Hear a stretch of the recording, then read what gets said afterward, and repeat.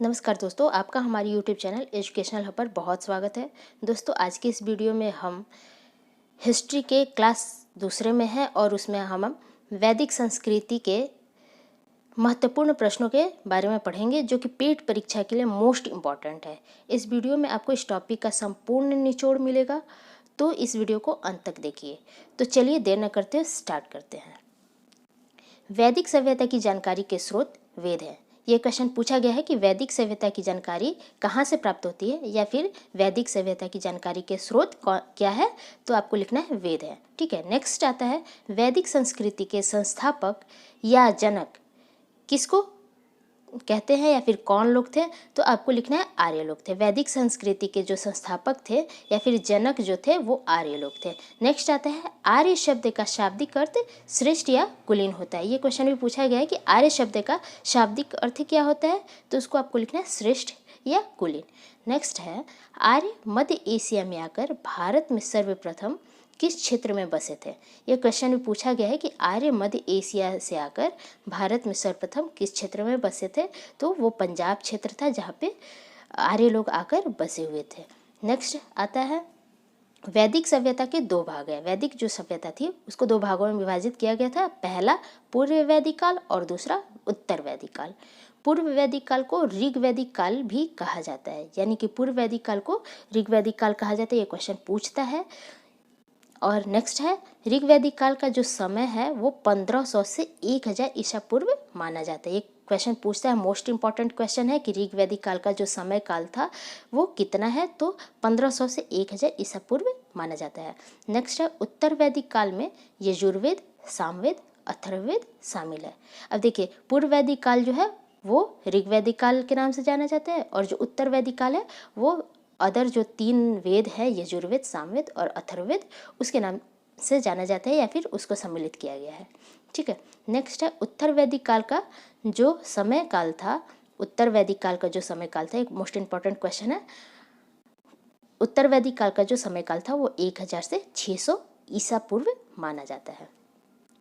Next है वैदिक सभ्यता ग्रामीण सभ्यता थी। कई बार पूछा गया है कि वैदिक सभ्यता किस तरीके की सभ्यता थी, तो ग्रामीण सभ्यता थी। और आर्यों का जो आरंभिक जीवन था वो पशुचारण था। ये क्वेश्चन भी मोस्ट इंपॉर्टेंट आया है कि आर्यों का जो आरंभिक जीवन था वो क्या था, तो पशुचारण था। ठीक है, नेक्स्ट है वैदिक सभ्यता के लोग लेखन शैली से परिचित नहीं थे। उस समय लिखने की कोई विद्या उनको नहीं मालूम थी। तो ये टॉपिक है एक, हो सकता है कि पूछ दे कि वैदिक सभ्यता के लोग लेखन शैली से परिचित नहीं थे, या फिर ऑप्शन दे दे कि किस शैली के लोग लेखन शैली से, किस सभ्यता के लोग लेखन शैली से परिचित नहीं थे। और ऑप्शन में अगर वैदिक काल रहे तो आप उसको टिक करेंगे।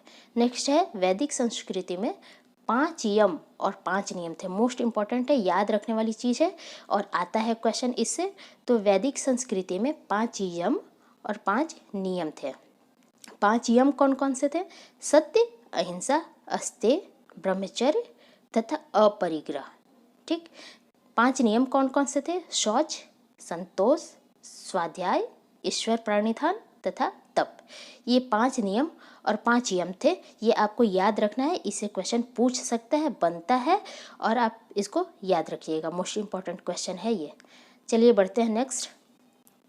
आर्यों का मुख्य भोजन दूध और उसके उत्पादक थे। आर्यों का जो आरंभिक जीवन था वो पशुचारण पर आधारित था, जैसा कि आपने अभी पहले पढ़ा। तो उनका जो मुख्य भोजन था वो दूध और दूध से बनी हुई चीज़ें थी। ठीक, नेक्स्ट है आर्य सभ्यता में मनुष्य के जीवन का आयु क्रम जो था वो इस तरीके से था।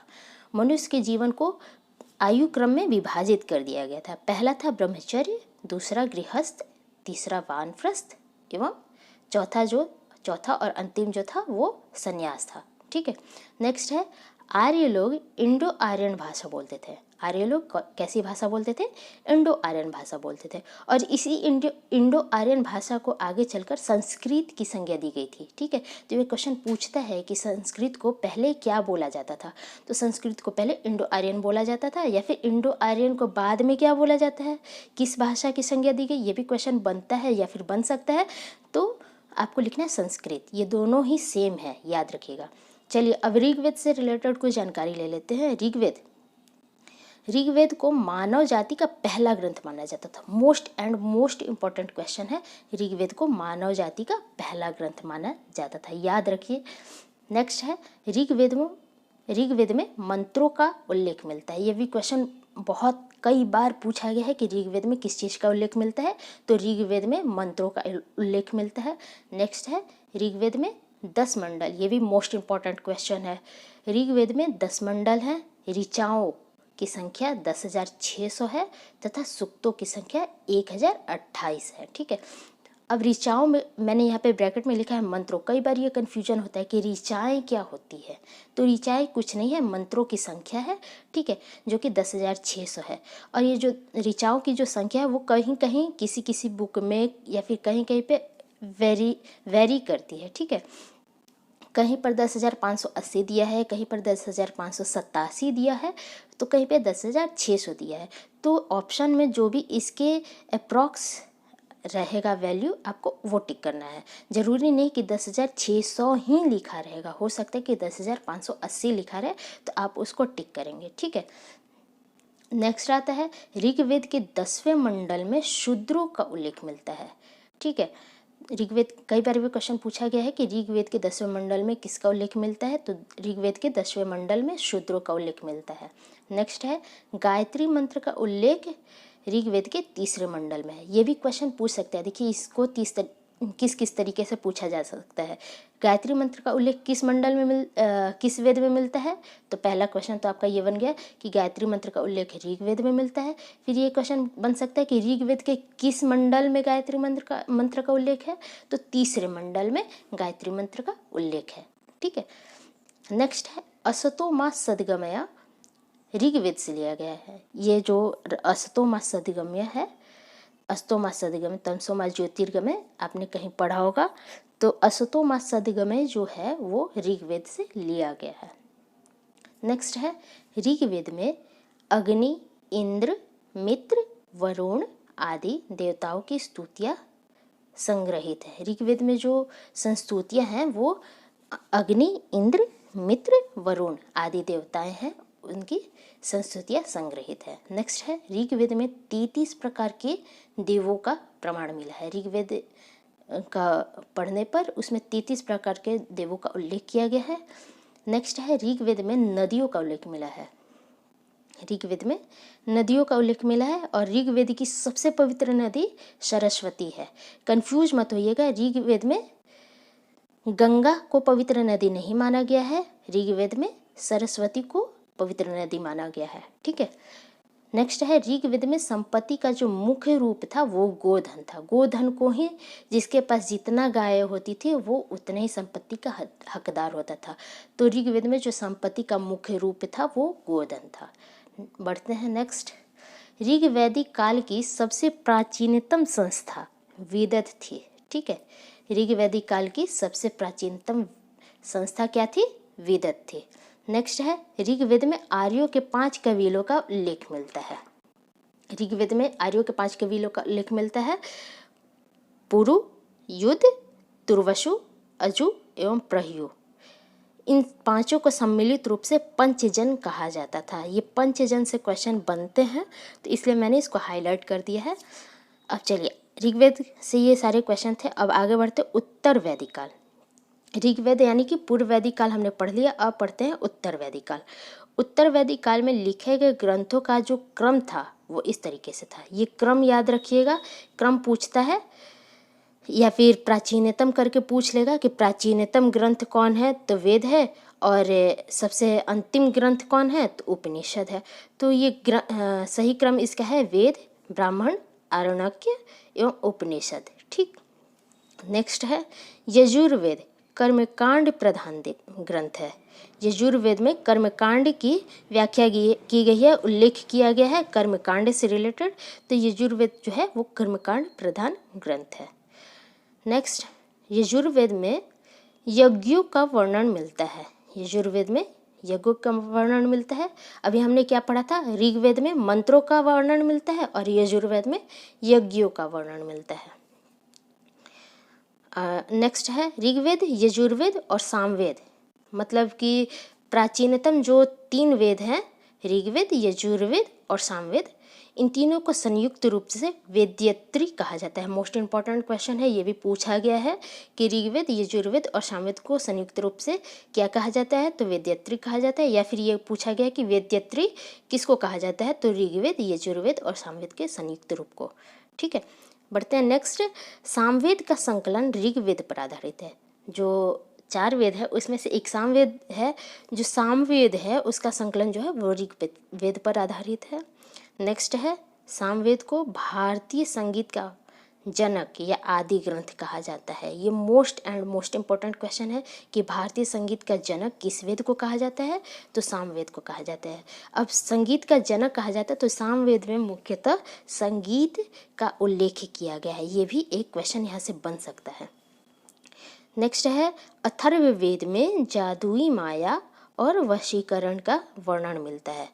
अथर्ववेद में कौन सा वर्णन मिलता है, जादुई माया या वशीकरण का उल्लेख मिलता है। ठीक, नेक्स्ट है, वेद 4 प्रकार के होते हैं। वेद 4 प्रकार के होते हैं, ये तो सबको पता होगा, नहीं पता है तो जान लीजिए, लेकिन उसका सही क्रम याद रखना बहुत ज़रूरी है क्योंकि यहाँ से क्वेश्चन बनता है।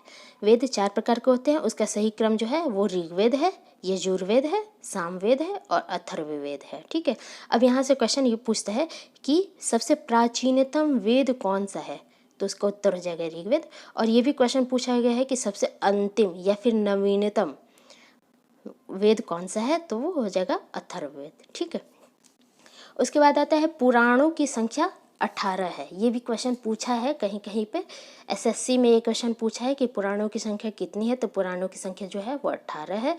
और सबसे प्राचीनतम पुराण जो है वो मत्स्य पुराण है। ठीक है, ये याद रखने वाले क्वेश्चन है।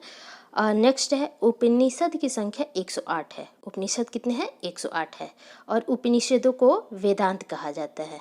ठीक है, क्योंकि वो वेदों का सबसे अंतिम ग्रंथ है। आपने आगे पढ़ा है कि उपनिषद जो है वेदों का अंतिम ग्रंथ है, इसकी वजह से उपनिषदों को वेदांत भी कहा जाता है। नेक्स्ट है, उपनिषद पुस्तकें दर्शन पर आधारित है। उपनिषदों का जो आधार होता है वो दर्शन शास्त्र से रिलेटेड होता है, वो दर्शन पर आधारित होते हैं।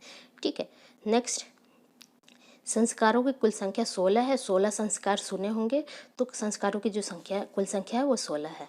नेक्स्ट है, वेदांगों की संख्या 6 है। याद रखिएगा, उपनिषद वेदांत है, मतलब वेदों का अंत है। और ये यहाँ पे बात हो रही है वेदांगों की, वेदों के अंग की। तो वेदों का जो अंग है या फिर वेदांग है वो 6 है। पहला है शिक्षा, दूसरा है कल्प, तीसरा है व्याकरण, चौथा है निरुक्त, पांचवा है छंद और छठवा है ज्योतिष। नेक्स्ट है, योग दर्शन का प्रतिपादक पतंजलि है। ये तो इजीली आपको याद हो जाएगा, योग दर्शन का प्रतिपादक जो है वो पतंजलि है, और ये क्वेश्चन आ सकता है। नेक्स्ट है, आदि काव्य की जो संज्ञा दी गई है वो किसको दी गई है, तो आदि काव्य की संज्ञा रामायण को दी गई है। ठीक है, नेक्स्ट है, ये क्वेश्चन कई बार पूछा गया 44 नंबर कि सत्यमेव जयते कहाँ से लिया गया है, तो सत्यमेव जयते मुंडकोपनिषद से लिया गया है। ये याद करने वाली क्वेश्चन है। और ये थे आपके वैदिक संस्कृति के मोस्ट इम्पॉर्टेंट क्वेश्चन, जिससे एग्जाम में प्रश्न पूछे ही जाते हैं। इस वीडियो को अब तक लाइक अगर आपने नहीं किया है तो लाइक कर दीजिए, ज़्यादा से ज़्यादा दोस्तों को शेयर कर दीजिए। चैनल को सब्सक्राइब नहीं किया है तो सब्सक्राइब करके बेल आइकन को प्रेस कर दीजिए, ताकि आगे आने वाले वीडियो के जो भी नोटिफिकेशन आपको मिल जाए, जो भी वीडियो अपलोड हो उसके नोटिफिकेशन आपको मिल जाए। तो चलिए मिलते हैं नेक्स्ट क्लास में। थैंक्स।